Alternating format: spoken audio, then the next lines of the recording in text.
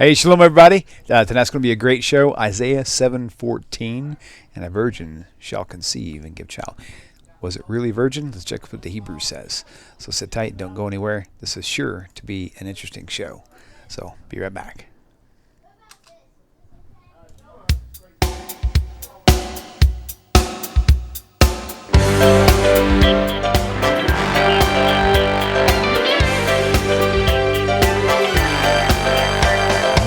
Welcome to Tanakh Talk. I'm your host, William Hall, broadcasting live out of Kingsland, Texas, USA, with another episode of TNT, the Twisted New Testament, Rabbi Stewart, the man Federo, from Houston, Texas. Welcome back, Rabbi Federo. It is always good to be back. Such a cool show to look forward to each week, and especially after last week. Last week, I think, if I'm not mistaken, was probably a record viewing. That's pretty cool. Yeah, and granted, it was a great topic, so, and it's justifiably so, a record showing for sure. And what better show to follow up with Isaiah 53 than Isaiah 7:14? So that's a great connection. And maybe there's no. You said what would be better? Well, there's this and this and. Right. Okay, so just for y'all's fun tonight, I was playing around with the cameras earlier, and Rabbi, in about 30 seconds, you'll see what I'm talking about. So basically, I decided to give you like a GoPro view of what I'm doing in the studio while they're watching. So you'll see it here in just a minute. So just for fun, and to give you even a better, more clear view, we'll do it this way. So anyway, so I figured that way, if I'm goofing off during a show, typing and doing things, people will know what I'm doing. Good accountability. So anyway, yeah, this is kind of what I'm staring at through the show. Do you see it yet? Oh yeah, sure. Yeah. So the irony is the camera is right above my head, right? And so from this high up all the way down, there's a camera. There's an actual camera stand strapped to my chair. But thanks to the green screen that you see in the Skype video camera, you can't actually see it.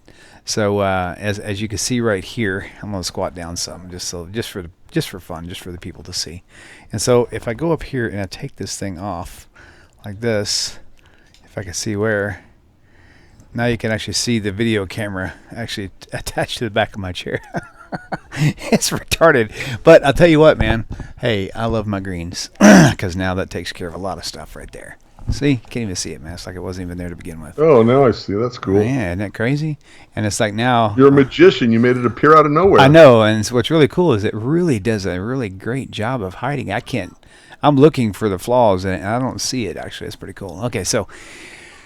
Anyway, well, let's. I guess we should probably get the ball rolling, just so we don't bore people too much. I just thought that'd be kind of fun for people to see, and so I'll let you guys kind of see what I'm doing during the show for a while. And so, okay, so that's it. So Isaiah 7:14, the whole virgin prophecy. I've heard so many people, Christians especially, they will literally cling on to it tooth and nail, regardless of whether. Well, regardless, period. It's like they don't care if there's never a prophecy about the virgin birth. They believe that he was born of a virgin, and that's all that really matters. And for people like that, I say now, I'm sorry, I can't help you. But if you're saying that you believe in the virgin birth because there's a prophecy that stated there was a virgin birth, that's where we need to all have a talk, right, Rabbi?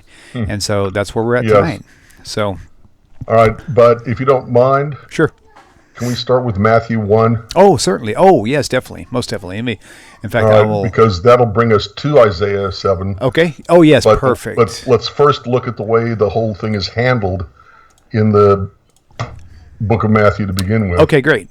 Let me see if I got that up. And, okay, Matthew 1:1, and I've got it on the right screen there. So, all right, so let's put that up on the screen for you. And Matthew 1:1 is... book of the generation of Jesus. Well, yeah, it goes through the genealogy, but skip to 18. Verse 18. Now the birth of Jesus Christ was on this wise. Whatever that means. Let me switch versions. Let's go to we'll do it. No, they pretty well all say on this wise. Yeah. Well, the Jewish Bible is more. Okay, so here's how the birth of Yeshua, Messiah took place. No, his name was never Yeshua. He was never called Yeshua in his lifetime. That's a misunderstanding of the Aramaic that they would have spoken. It's a whole long, boring grammar. You know, how did you like doing grammar when you took English? No, yeah. You know what? That maybe that is our next topic show would be Yeshua versus Jesus. Yeah. Right. Actually, we have to do Jeremiah 31 next, and then after that, really do. After that, we'll tackle the Yeshua Jesus thing. So, okay, what in the world are you using with this Miriam and Ruach HaKodesh business? That is the complete Jewish Bible with David Stern, which isn't Jewish and which isn't okay. Right. All right. But and by the way, pregnant from the Ruach HaKodesh. Okay. Anybody who knows Hebrew grammar knows that does not mean the Holy Spirit. Ruach HaKodesh means the Spirit of holiness. Oh, gotcha. Right. Gotcha. At any rate. Okay. Horrible translation, but we'll use it anyway because you want to. Oh, that was easier than King James. I don't care what we use. Well, but it also began the same way with "on this wise." Right. Did you notice that? Yeah. Oh, yeah. Well, here it says, "Here is how." It doesn't say "on this wise." Oh, really? Yeah. It says. It literally says, verse 18. Here is how the birth of Yeshua the Messiah took place. Oh, okay. So, which is an easy read. So that's kind of cool. Yeah. So, right on. Okay, cool. So let's go. It makes the New Testament sound Jewish. Okay, yeah, and that's to me that's part of their subterfuge and their deception. Okay, so here, just for grins, here is the English Standard Version. Now, the birth of Jesus Christ took place in this way. So in this wise. So nicely reworded. We'll get out of the fake Jews news, and we'll stick with the English Standard Version. Okay, cool. All right, take off. All right, so I don't have the ESV, so I'm using the King James, but either way it'll say the same thing. Okay.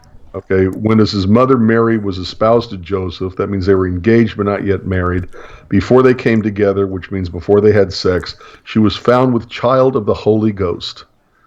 Then Joseph, her husband, being a just man and not willing to make her a public example, was minded to put her away privately. But while he thought on these things, behold, the angel of the Lord appeared to him in a dream, saying, Joseph, you son of David, fear not to take unto yourself Mary your wife, for that which is conceived in her is of the Holy Spirit. Okay. And she shall bring forth a son, and you shall call his name. Hello. What are you supposed to call his name? It's supposed to be Emmanuel, but you know what's really funny? Right. In the English Standard Version, they changed it to say Jesus. It's because the Greek says Jesus. It doesn't say Emmanuel. Whoa. I never saw that. And she shall bring forth a son, and thou shalt call his name Jesus, for he shall save his people from their sins. Wow. Hence the tie-in with the word Yehoshua. Okay. And other derivatives. As the Lord had spoken by the prophet, 23, behold, the virgin shall conceive and bear a son, and they shall call his name Emmanuel. His name what? Emmanuel. Oh, okay, that's the part where it's supposed to be. Okay, got it, right. Okay. So, okay. They shall call his name Jesus, for he shall save his people from their sins. All this was done that it might be fulfilled, which was spoken of the Lord by the prophet, saying, behold, a virgin shall be with child, and shall bring forth a son, and they shall call his name Emmanuel, which being interpreted is God with us. Okay. D, none of the above. That is such a complete mistake after mistake after mistake. It's not even funny. First of all, I'm not even talking about Isaiah here. I'm just talking about that quote, those quotes, okay? You shall call his name Jesus, okay? And this is to fulfill where he was supposed to be called Emmanuel. Okay. Why isn't the fulfillment being called Jesus?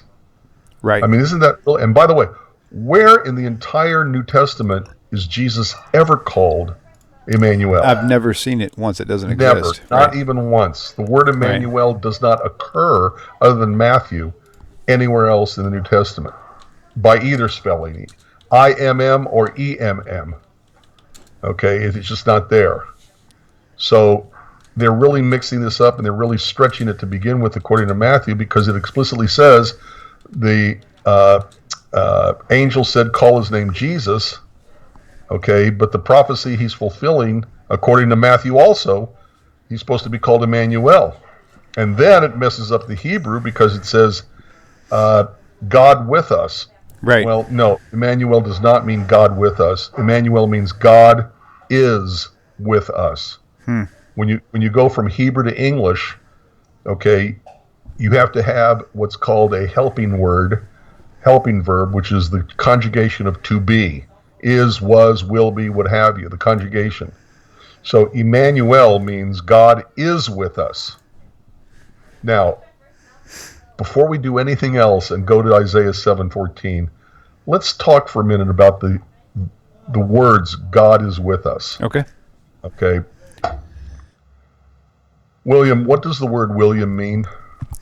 And translated from the wherever it is, English. Yes. From England it translate, or it means, it has a definition of resolute protector. That's what it means. A resolute protector. Right. So when you first call me up and say, "Hey, we're almost ready," I'm supposed to say, "Oh, hi, resolute protector." Right.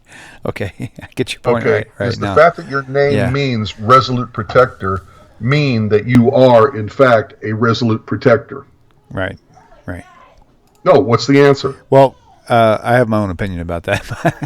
What's your own opinion? That you are a resolute honestly, protector? I find it very ironic that okay, so on a quick 60-second offshoot, my mother and dad, they named me William, and it means resolute protector, and I've found myself to really oversee and to really be overly compassionate to take care of people who can't defend themselves, as my natural character. And so, in a way, yes, I guess you could say. But that has been a choice because you probably found out that the name meant resolute protector. Actually, I didn't. It was. Okay. I've been that way for years before anybody ever even pointed it out. So. Okay, but calling you that name is what made you a resolute protector? Is calling you William what made you into a person who is a resolute protector? No, but naming me, that may have had something to do with it. Well, I'm not sure I would agree with that statement. That's okay. Okay. Up until the last second, when my mom filled out the birth certificate information, I was supposed to be a Scot, and instead she decided at the last second, I am a Stewart. Hey, my middle name is Scott. You got a problem with that? Yeah. My point is Yes. that when they do this stuff, they don't understand names. Right. They don't understand Hebrew, and they don't understand Hebrew names. They don't understand how a name works, because I'm not saying to you, "Hello, Resolute Protector," because your name may mean Resolute Protector, but that's not your name. Your name is William. Right. Okay, that's one thing. Right. I see where you're going with this. This is great, because in the same way that you've with me, you've just described two facets. My name, William, and then what my name means. Right. And what so, your name means what isn't how Christianity you call is, but what Christianity has done is they've added a third aspect. What the name means, God with us, the name Emmanuel, and then a different name that they decided to use on their own, which has nothing to do with Emmanuel, or being God is with us. Right, right. So that's cool. Okay. I never thought about that.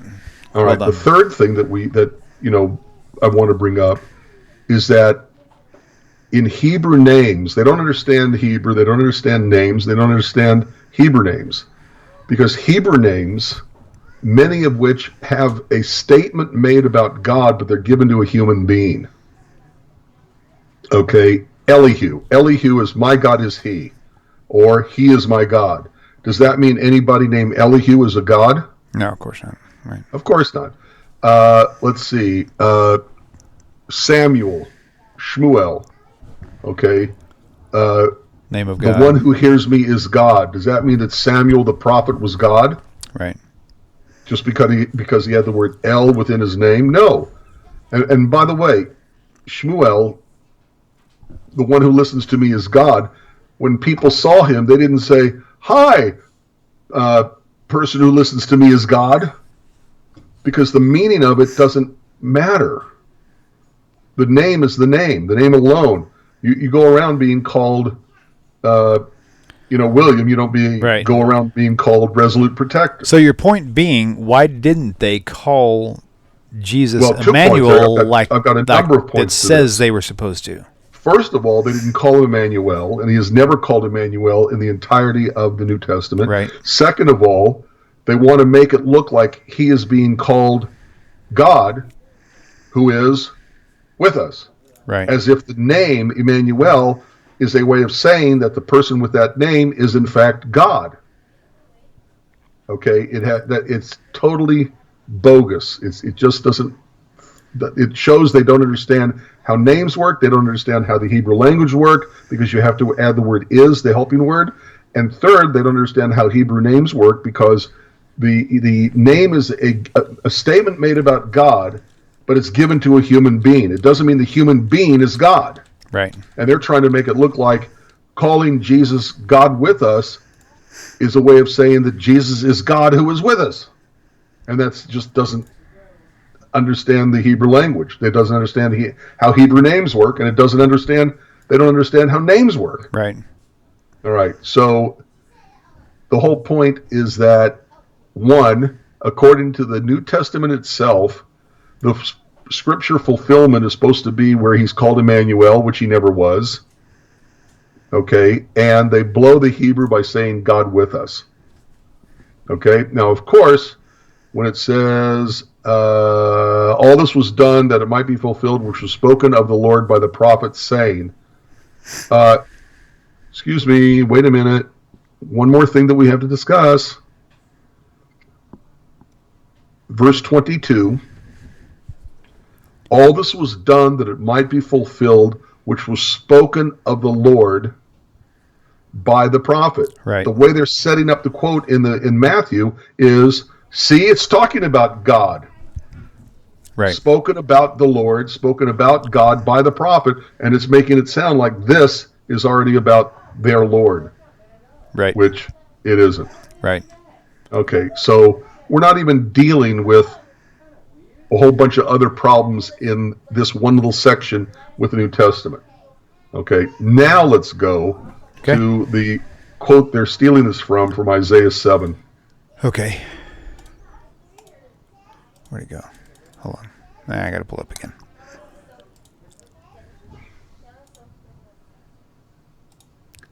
$7:14, right? Okay. Yep. Here we go. Okay, therefore the Lord himself will give you a sign. Behold, the virgin shall shall conceive. Right. Again, we didn't even begin with that with when we were reading it from Matthew. Right. And we're not anywhere near that yet with this. Okay. All right. So go back to Isaiah 7, chapter 7, verse 1. Okay. Here we go. All right. All right. Oh no! See, you're trying to get the Christians to stop believing in their virgin birth. I see what you're doing. Hopefully they after reading this, but they won't. Unfortunately, most of them. Can I interject something? Yeah, absolutely. You use the terminology. Yes, indeed. Define for me the term virgin birth. You want me to describe to you? Yeah. Well, you got kids handy, so let me do it for you. Okay, good. Okay, virgin birth means that a woman becomes pregnant without the act of sex. Right. Okay, that without the sexual act, she becomes pregnant. Okay,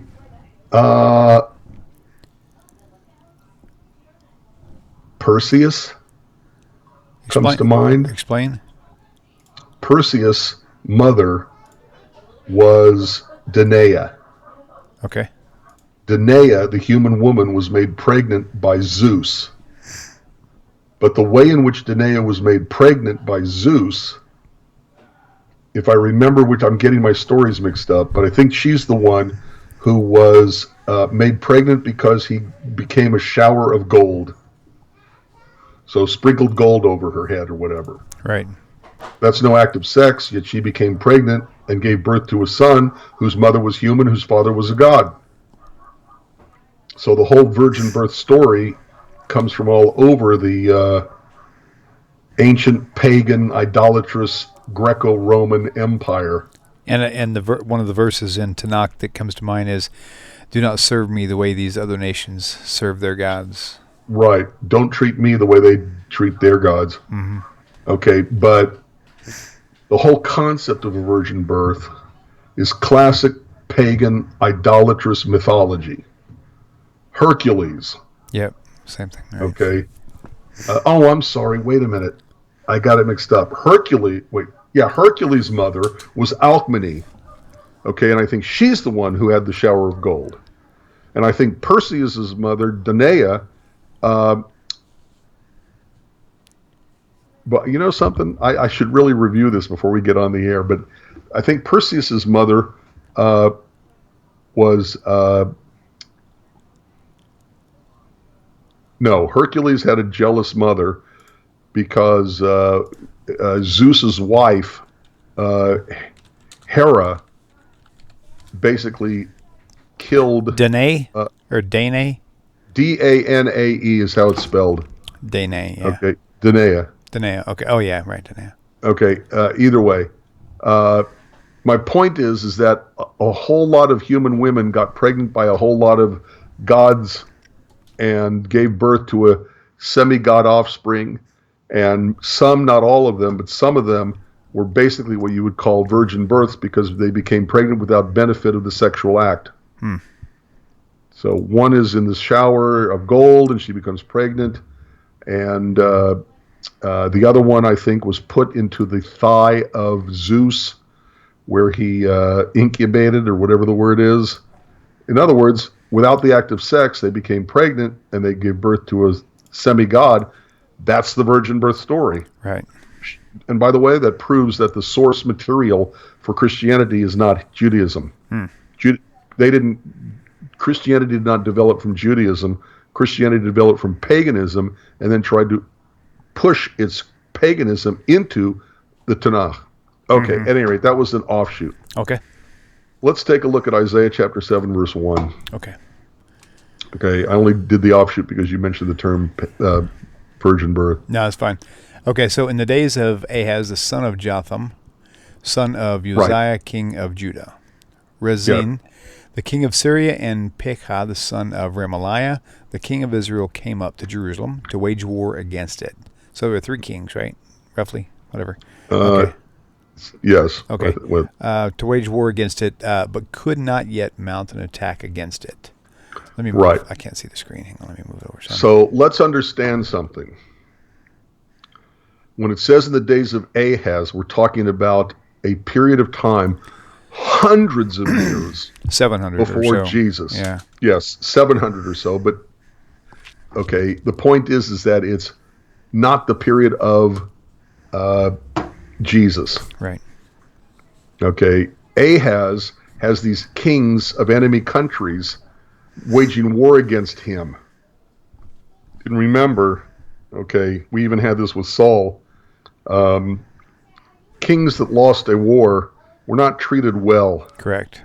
They were basically tortured to death. Right. So he's terrified of these enemy kings. So verse 2. When and it was told the house of David, saying, I'm sorry, go ahead. Okay. When the house of David was told, Syria is in league with Ephraim, the heart of Ahaz, and the heart of his people shook as the trees of the forest shake before the wind. Right. And by that it means he's terrified, which we already talked about. Right. Then verse 3. And the Lord said to Isaiah, "Go out to meet Ahaz, you and Shear-Jashub, pardon me, your son, at the end of the conduit of the upper pool on the highway to the washer's field." Okay. Verse 3. God is speaking to Isaiah the prophet. God is telling Isaiah the prophet to go meet the king Ahaz and to take along with him his son, who was named Shear-Yashuv. Okay. Shear-Yashuv means the remnant will return. What is that talking about? What is That's awesome. What is that all about? Okay. That's awesome. Okay, Shear-Yashuv is the remnant. Uh-huh. God always says that the covenant with the Jewish people is eternal, and no matter what happens to the Jewish people, whether it's pogroms, Holocausts, Inquisitions, whatever, there will always be a remnant. There will always be a Israel with whom God maintains eternally the eternal covenant. Okay? Right. Sha'ar Yeshuv is a kid, the son of Isaiah, who is, by virtue of his name, a reminder to Isaiah and to all of Isaiah's people, the Jewish people, that a remnant will always survive and return to the land of Israel. Okay? Just in simple terms, that's what that's talking about. So Isaiah is sent by God to Ahaz to tell Ahaz, and this is verse 4, go ahead. And say to him, be careful, be quiet, do not fear, and do not let your heart be faint because of these two smoldering stumps of firebrands at the fierce anger of Rezin in Syria and the son of Remaliah. Continue. Right, Remaliah. Okay. Because Syria, Ephraim, and the sons of Remaliah have taken evil counsel against you, saying, let's go up against Judah and vex it, and let us make a breach therein for us, and set a king in the midst of it, even the son of Tabal. Okay, what's that saying? Okay, don't be afraid, don't be scared, don't be faint-hearted, just because these people are getting together to try to take over your land and displace you with someone else's king. That's what it's saying. Mm-hmm. Very simple, straightforward, to the point. Okay. Verse 7.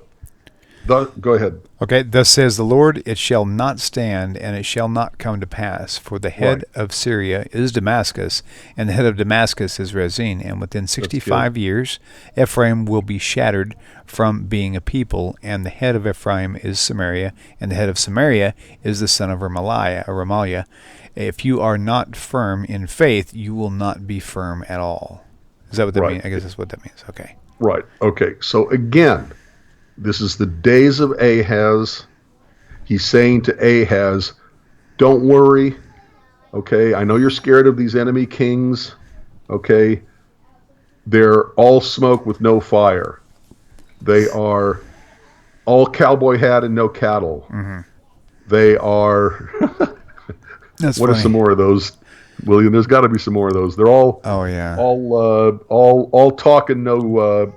It's like a Ferrari body with the Volkswagen engine. Yes. I've seen those. Yeah. Okay, so he's saying don't worry about them. Okay, now we come to the major section of importance. Remembering that this is either King James or whatever you're reading from. Okay, this is the English Standard Version. Right, okay. All of which are Christian translations. Right. Okay. Verse 10. Verse 10. And the Lord spake to Ahaz, ask a sign of the Lord your God. Let it be deep as Sheol or as high as the heaven. But Ahaz said, I will not ask, and I will not put the Lord to test. And stop there. Okay. Now, again, let's be clear. Isaiah is speaking to Ahaz, and Isaiah is saying to Ahaz, ask for a sign. I don't care what it is, whatever you want. If it'll make you happy and it'll make you stop worrying, God will make the sign that you ask for come to pass. Right. Notice that the word is not miracle. The word is sign. Right. He's not saying ask God for a miracle. He's asking God for a sign. Right. We'll get to that in a minute. Okay. Okay. But Ahaz's response is, I'm not going to put God to the test. I believe God. God said this is not going to happen. They're not going to win, so I believe him.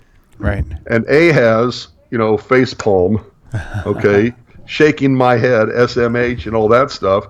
He says, look, buddy, okay, if God says ask for a sign, ask for a sign.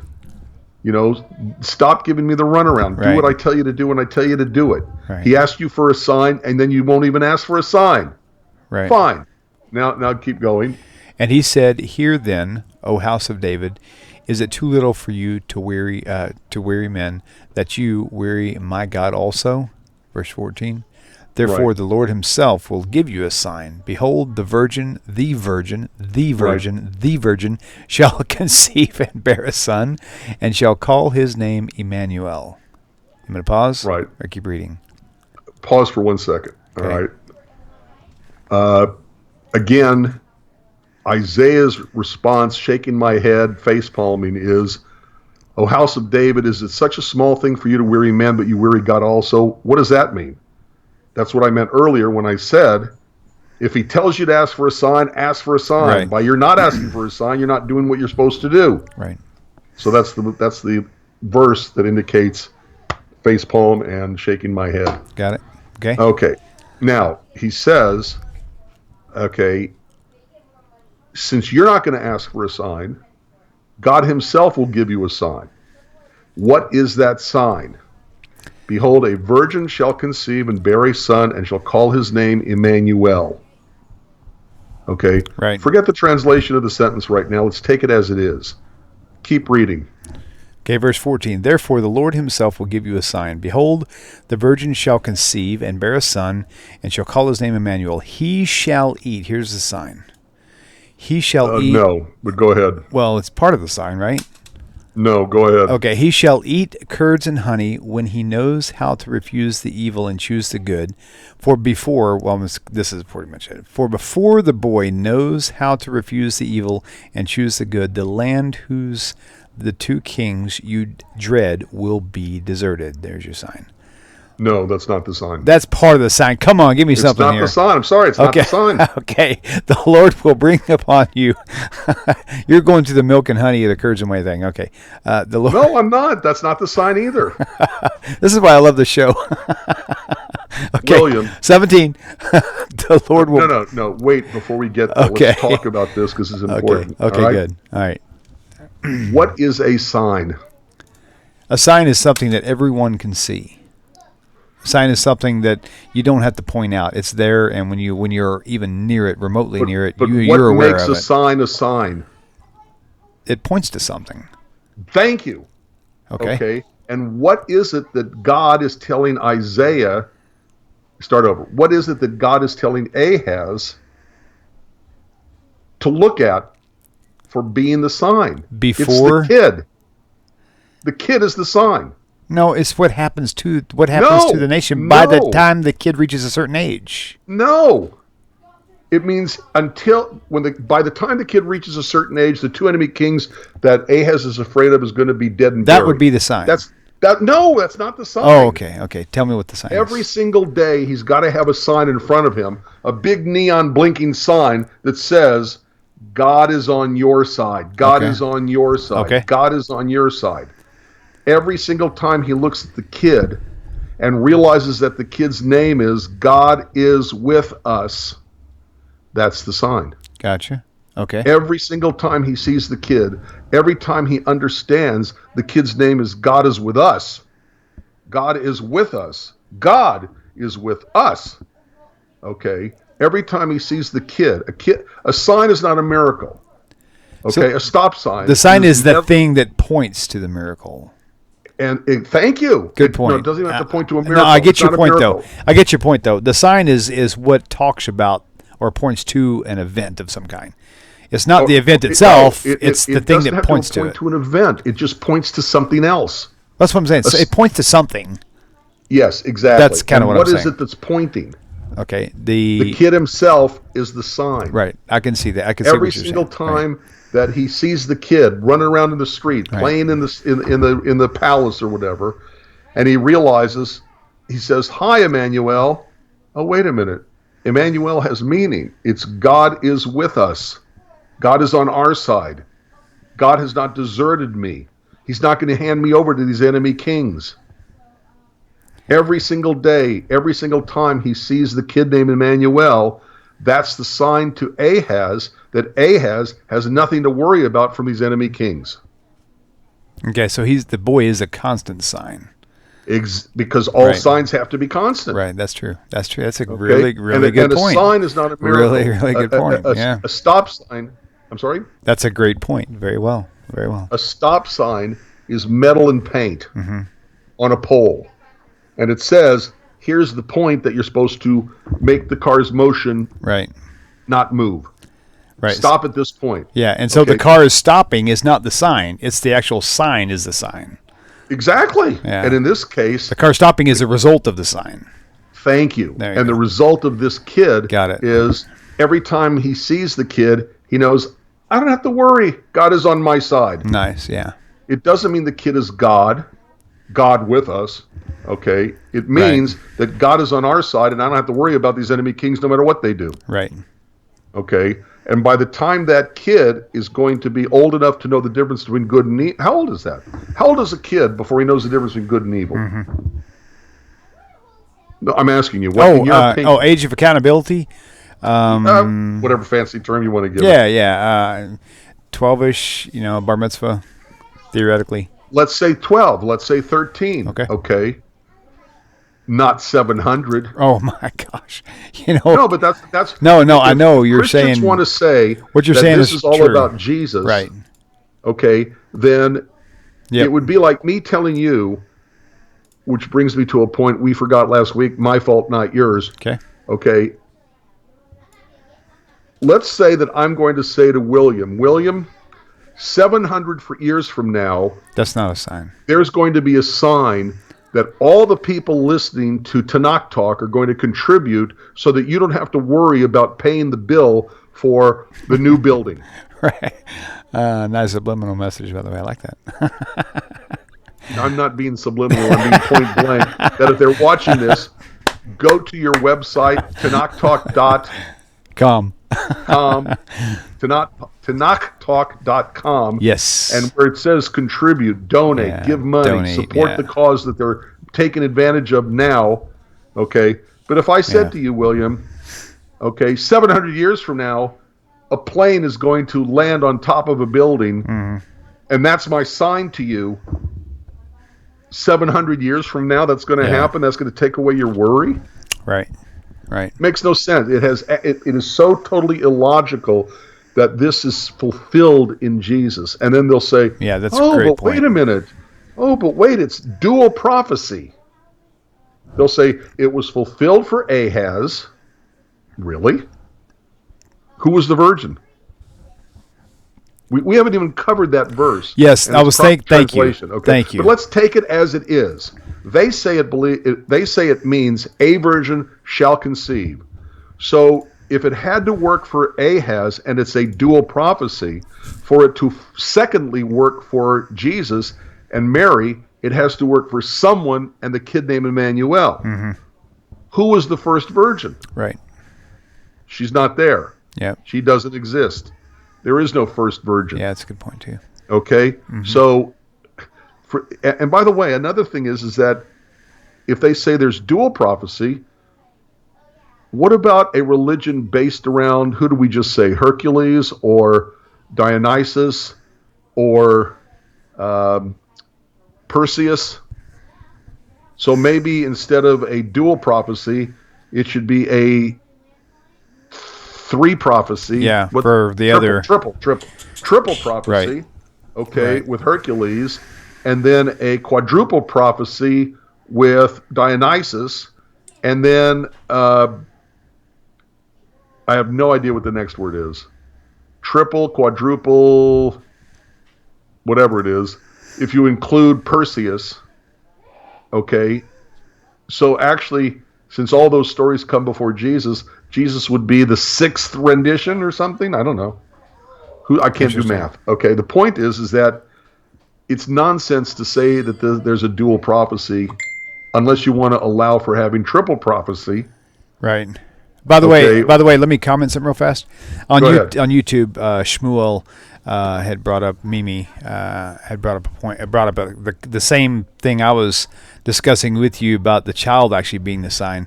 But actually, Shmuel, I tend to agree with Rabbi on this because as we went into great detail discussing why the child.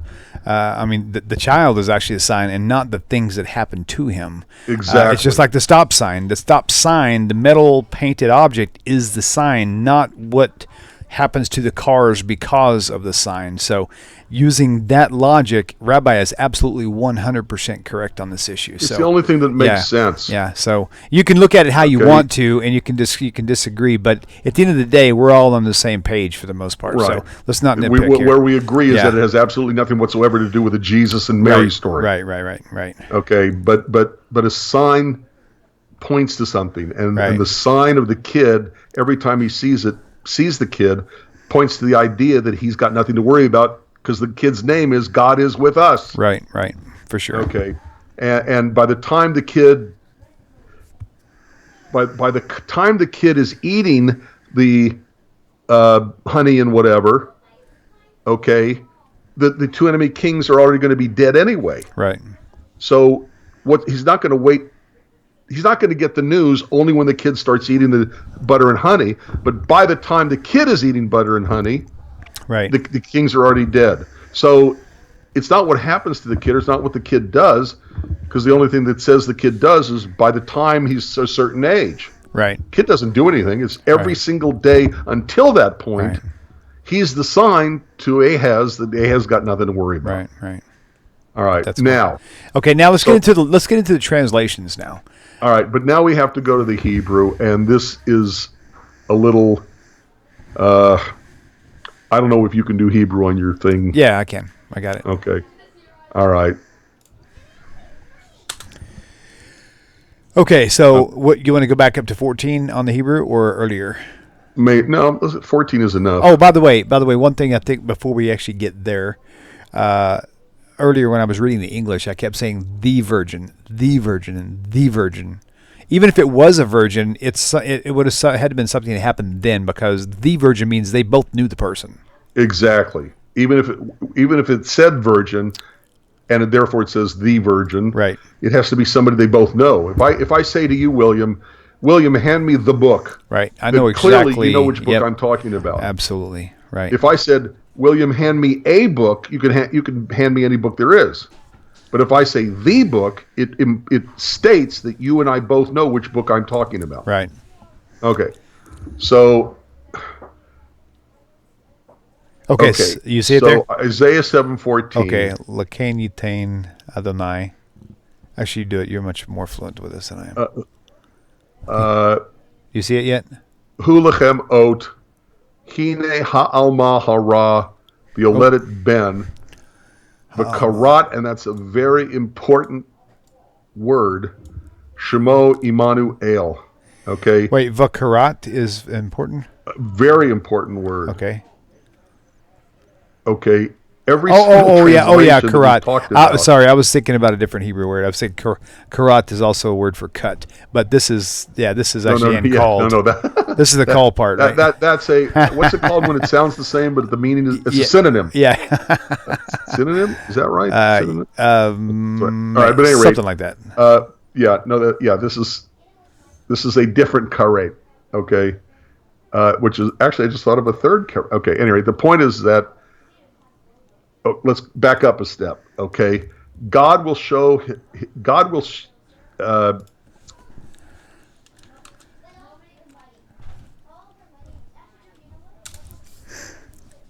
Where are you at? God Himself will show. God Himself will show you a sign. Okay, behold, hine is behold, ha alma the. That's and highlighted. As we said, right. Even if you call it virgin. Both Ahaz and Isaiah have to know which woman they're talking about. Young woman. Okay, Alma, we know, is young woman and has no statement about her sexual state of being. Right. This is not her sexual state of being a virgin. This is her state of being female and young. Okay, right. How do we know that? Okay. Oh, well, an Alma could be a virgin. Yes, but the point is that if God is explicitly saying it's going to be a virgin, God would have used a different word, which is Betuel. Right. Betulah. Sorry. All right. The point is that Alma is based on the word Elam. You have numerous places where Elam is young boy, young man. Okay, Alma becomes young woman. It's Ha-Alma means the young woman. Okay. I had an anecdote to tell you, and now it just went into my head. That's okay. At any rate, it says Hara. Hara is a stative verb. Okay, you either are pregnant, okay, or you will be pregnant. To be pregnant is a state of being. It's called a stative verb. Okay. And hara is the is pregnant conjugation. Okay. You either are or you're going to be. This is are. This is not the future, what we would call the future tense, okay, which is not exactly accurate when it comes to Hebrew. But the point is that as a stative verb, it's something you are or will be. This is are. She is already pregnant. Okay. Excellent. Yep. V'yalda ben, okay. V'yoledet ben, okay. She will give birth to a son. And v'karat shemo Immanuel. And she will call his name, God is with us. Nice. She will call. Right. Not they will call, not he will call, but she will call his name, that's the kid's name, Immanuel. Who's the she? You asking me? Well, yes, I'm always asking it's you. a she. My questions are rhetorical, straight to you. Okay. Who is the she? Who's the Right. only person that could possibly be referring to? In real time, probably Isaiah's daughter. If you're asking that question. Well, Isaiah's daughter. It could be Right. But it was somebody they both knew, though. That's the key. First of all, it's somebody they both knew, and it has to be the mother of whoever Emmanuel is. Right. Okay. And let me, while you're, okay. While you're doing that, let me go find something again, make sure it's there.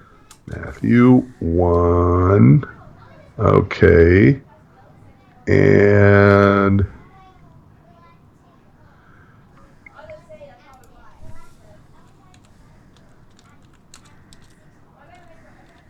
okay. If you don't mind, pardon me, but go back to Matthew chapter 1, verse 25. Okay, Matthew 1:25. I think I've got it on here. William, the Hebrew is explicitly clear. It says, and she will call his, that's the kid's name, Emmanuel. Interesting.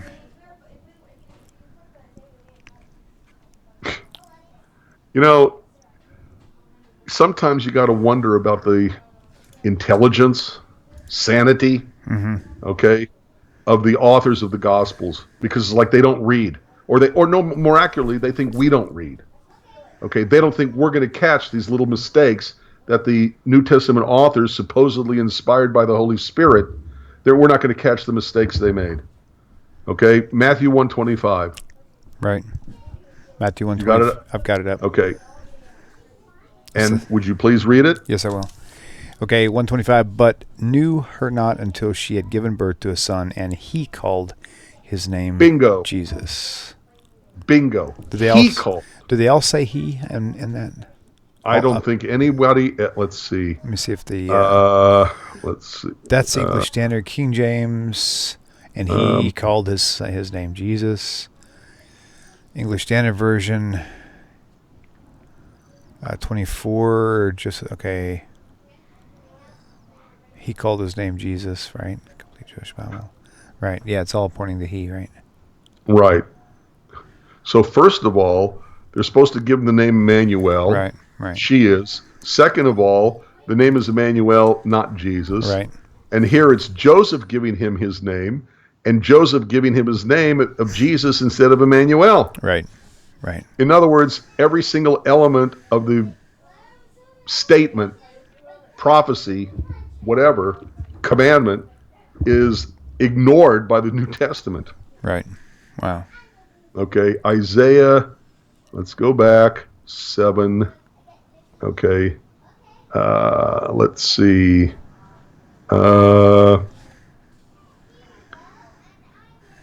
Okay, so Isaiah 7:14 in the Hebrew reads, and she shall call his name Emmanuel.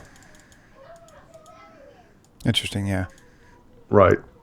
And you might manipulate the grammar of the English when it says a virgin shall conceive and shall call his name, means it's the virgin calling the name. Okay, right. If you look either way, Matthew doesn't do that. Okay, Matthew doesn't do that, and I don't think you have the virgin birth story in Luke. Okay, Luke does without this. So somewhere along the line, this is so jumbled up between the time you see it in Isaiah and when you see it in Matthew that it is wrong and inaccurate on so many levels. Okay? Mm-hmm. Right. All right. Now we have to go to one more place. Okay. Okay, and it's the next chapter. It's 8. Okay. Oh, good. Okay. Okay. Okay. Now let me find it. And just as something I have to say out there for the people who are challenging this whole idea, there is a Hebrew word for virgin, and God either made a mistake here and forgot to put that there, or he specifically did not use it for a reason. Just saying. No, William, don't you know that God is a mischievous little imp, and he wants to not give us the full story. Okay, so I have no idea why, but God is not giving us the full story because he doesn't want us to know the truth. I mean, that's the obvious logical conclusion that you have to make. True. All right. Hang on a So second. go to Isaiah 8. All right, 1 second.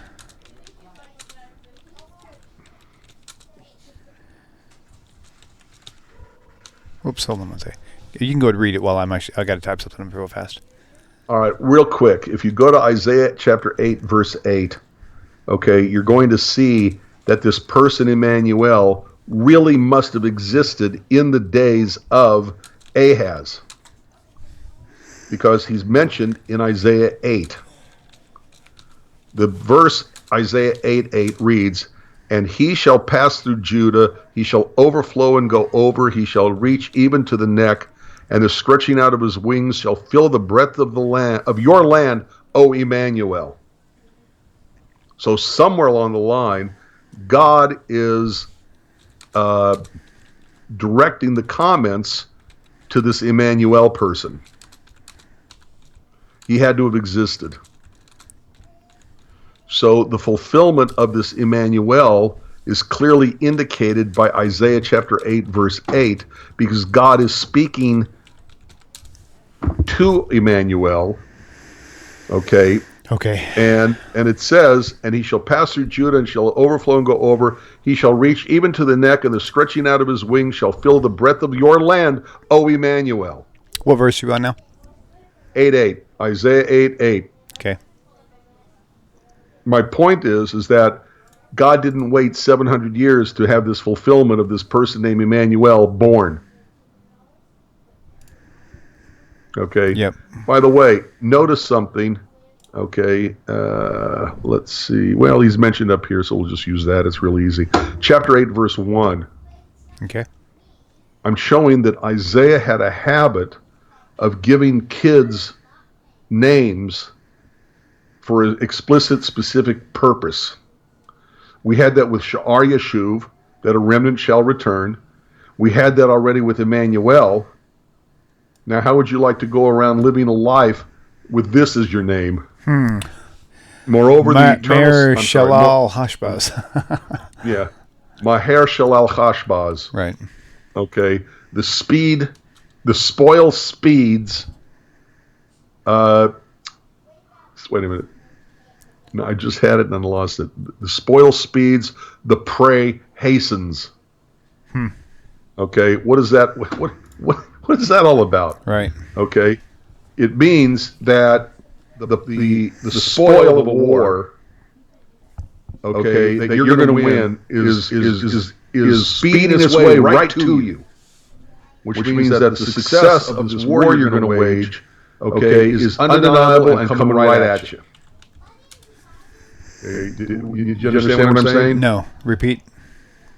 My Maher Shalal Hashbaz, okay, means the spoil speeds and the prey hastens. Okay. And remember, this is a kid. Okay. So Isaiah gave this kid the moniker that gave the kid the name Mahershal al-Hashbaz. The spoil speeds, the prey hastens. And what it's referring to is this, the spoil of a war is like coming right at you. Is quicker and quicker getting closer to you.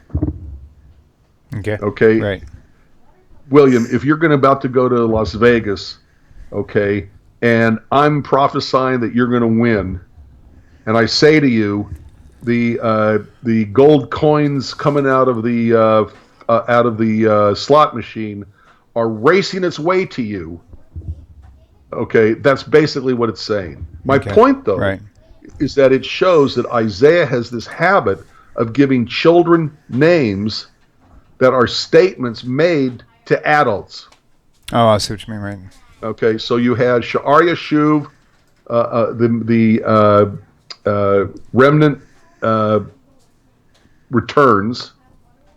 Okay, you had Emmanuel himself. Okay, and now in this verse, you've got a reference to Mahershal al-Hashbaz. The spoil speeds, the prey hastens. So that's three different times where Isaiah is giving a kid a name, where the purpose of the name is to tell something to adults. Right. Okay. Just like Emmanuel is the sign that his name itself is a reminder to Ahaz that God is on your side. You got nothing to fear from these enemy kings. Very good. Now, I think that I've hit everything with this. I think so too. Yeah, that's good. All right. Right. Could you think of anything we've left out? Not right offhand. I think, just as a quick recap, I think it would be kind of fun. So, number one, it doesn't say virgin, right? If God intended it to be virgin, he would have used the word that already existed for virgin, but he purposefully did not. Number two, the young woman, or the virgin that you would call the virgin. The is a key there. The young woman, or the virgin, even if it was a virgin, they both knew who the person was. So there's no chance it would happen. And it meant in their day. Right. So, which means they were contemporaries with whoever like you said, the book. William, hand me the book. Well, I know which book you're talking about. Otherwise, you would have said a book or that book and point to it. Right. Yep. So, keeping that in mind as well. Just those 2 points alone are enough to rule this out as any kind of Jesus messianic prophecy altogether. So, yeah. And I think that I can't think of anything else. Oh, in the recap.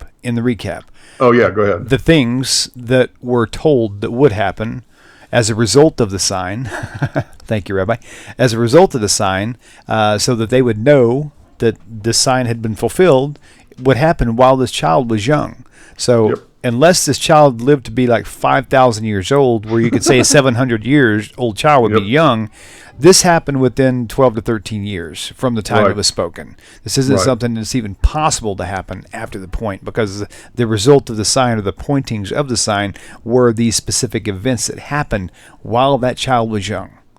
Exactly. Once that happened, the whole entire thing completely expired. There's no dual prophecy. If there was, like you said, why not a triple or quadruple prophecy? Exactly, because others were there. Maybe Heracles, also called Hercules, or Dionysus, or Perseus, each of whom had a human mother and a god for a father, and I think two of them at least came into existence without benefit of sexual act, which means the mothers were like virgins. Yep. Right. So, all the way around.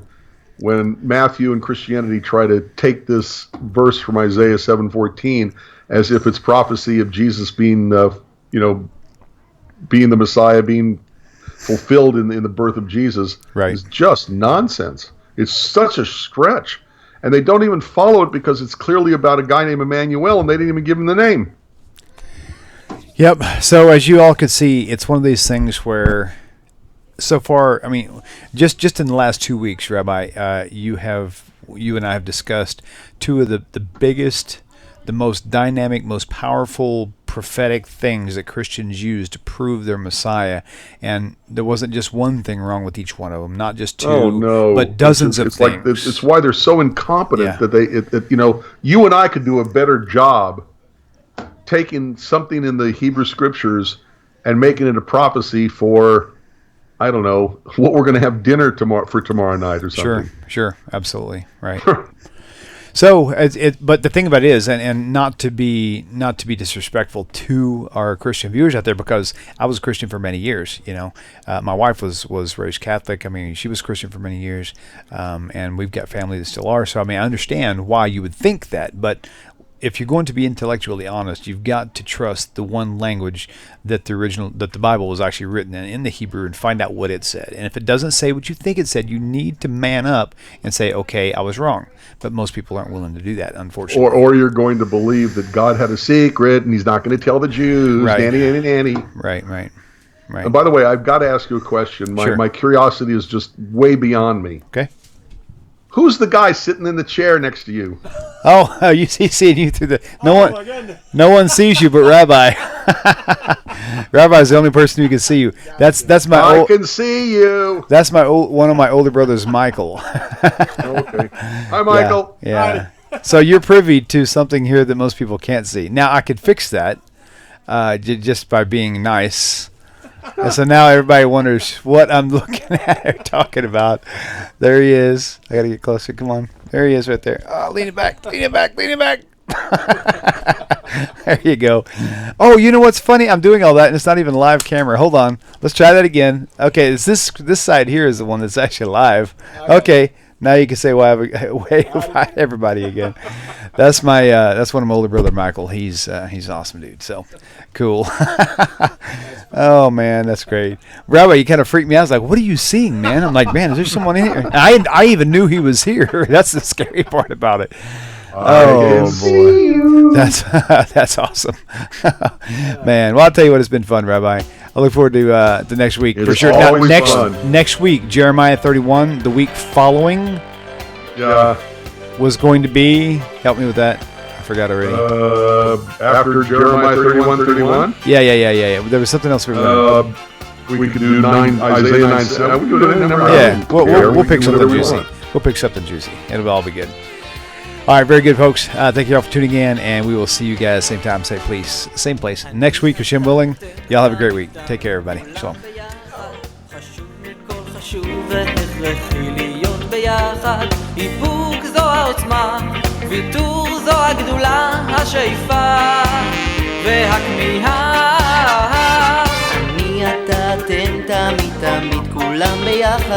חשוב מכל חשוב והכרחי להיות ביחד.